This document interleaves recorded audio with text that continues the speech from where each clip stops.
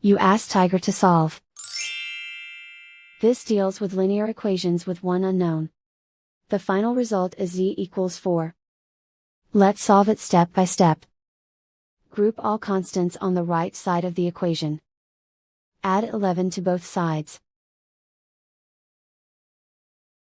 Simplify the arithmetic.